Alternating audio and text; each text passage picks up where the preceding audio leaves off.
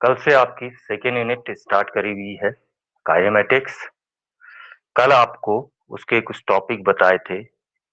Mechanics mechanics की branches बताई थी, स्टैटिक्स, काइनेमेटिक्स एंड डायनामिक्स। आज नेक्स्ट टॉपिक है object in motion. Object in motion को हम 3 पार्ट्स में डिवाइड कर सकते हैं। क्या? फर्स्ट डिफाइन करूंगा मैं रेस्ट,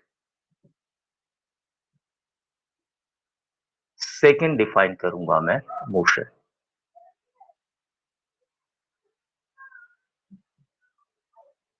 रेस्ट किसको बोलते हैं?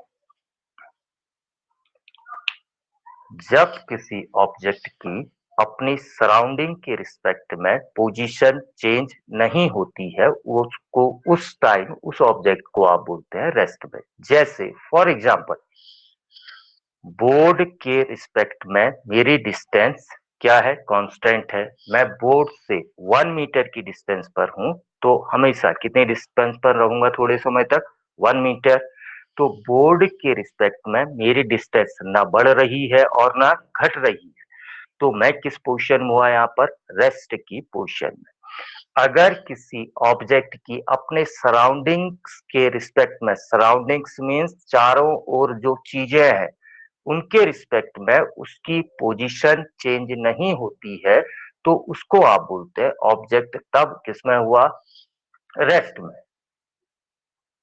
If the position of an object does not changes with respect to its surrounding, then the object is said to be at rest. अगर किसी ऑब्जेक्ट की सराउंडिंग के रिस्पेक्ट में पोजीशन चेंज नहीं होती है, कोई चेंजेस नहीं आते हैं उसमें, तो उसको बोला जाता है रेस्ट में।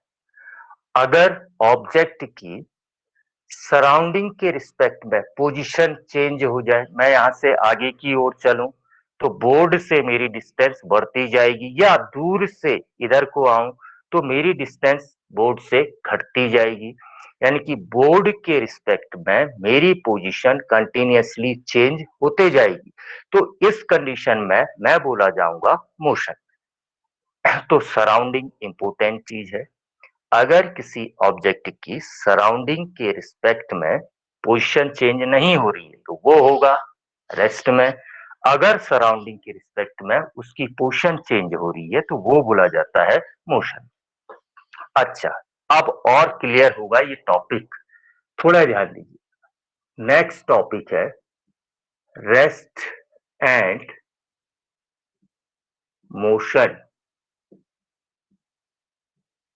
Are relative. Rest and motion are relative, इसका मीन्स क्या है? कोई एक ऑब्जेक्ट सेम टाइम पर रेस्ट में भी हो सकता है और सेम टाइम पर मोशन में भी हो सकता है। किस तरीके से, इसको ध्यान देना। सपोज ये एक बस है, बस में 2 पैसेंजर ए और बी बैठे हुए हैं। ये बस 2 पैसेंजर ए और बी बैठे हुए हैं बस में। अच्छा, इसके बाद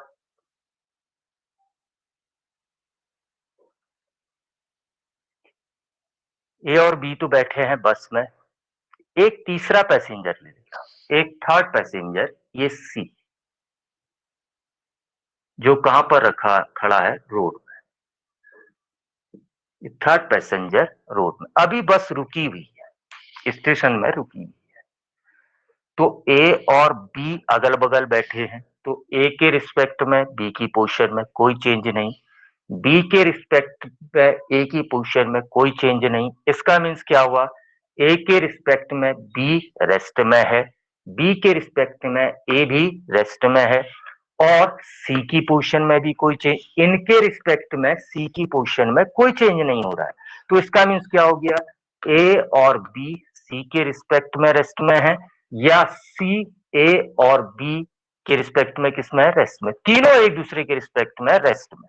अच्छा, अब ये बस आगे को जाने लगी। सपोज 2 किलोमीटर पर आवर की स्पीड से, जो बस है 2 किलोमीटर पर आवर की स्पीड से आगे को जाने लगी। ये तो रोड में ही खड़ा है। अब ये क्या देखेगा कि ये बस की डिस्टेंस, बस मीन्स इन दोनों की डिस्टेंस इससे बढ़ती जाएगी। पहले कम डिस्टेंस, फिर ज्यादा, फिर ज्यादा, फिर ज्यादा बढ़ती जाएगी। तो इसके रिस्पेक्ट में ए और बी की पोजीशन चेंज होती जा रही है। सी के रिस्पेक्ट में ए और बी की पोजीशन चेंज होती जा रही है। तो ये दोनों इसके रिस्पेक्ट में मोशन में, इसके रिस्पेक्ट में ए और बी मोशन में है, क्योंकि सी के रिस्पेक्ट में ए और बी की पोजीशन चेंज होती जा रही है। अच्छा, उसके बाद सी के रिस्पेक्ट में ए और बी की पोजीशन क्या होती जा रही है, चेंज। तो ये किसमें आए, मोशन में। अब सेम टाइम पर ए और बी तो अगल बगल बैठे हैं, तो ए के रिस्पेक्ट में बी की पोजीशन में कोई चेंज नहीं, क्योंकि बगल में बैठा है तो बगल ही में दिखाई देगा। बी के रिस्पेक्ट में ए की पोजीशन में कोई चेंज नहीं। तो यहां पर क्या हुआ, बी के रिस्पेक्ट में ए की पोजीशन में कोई चेंज नहीं, यानी कि बी को ये ए किस में दिखाई देगा, रेस्ट में, या ए को ये बी किस में दिखाई देगा, रेस्ट में। यानी कि ये दोनों एक दूसरे के रिस्पेक्ट में कायम है, अभी रेस्ट में है। तो देखिए ये बी ऑब्जेक्ट सेम टाइम पर ए के रिस्पेक्ट में तो रेस्ट में है, मगर सी के रिस्पेक्ट में क्या है, ये मोशन में है। तो कोई भी ऑब्जेक्ट सेम टाइम पर एक ऑब्जेक्ट किसी एक ऑब्जेक्ट के रिस्पेक्ट में रेस्ट में भी हो सकता है, और उसी टाइम पर किसी दूसरे ऑब्जेक्ट के रिस्पेक्ट में मोशन में भी हो सकता है।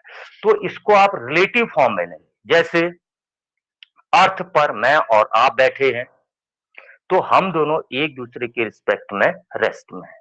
बट अगर अर्थ से बाहर कोई आदमी हमको दिखेगा, तो वो देखेगा क्योंकि अर्थ रोटेट कर रही है, अर्थ रिवॉल्व कर रही है, तो उसको हम भी रोटेट करते हुए या रिवॉल्व करते हुए दिखाई देंगे। तो उसके रिस्पेक्ट में हम दोनों किस पोजीशन में आ गए, मोशन की पोजीशन में।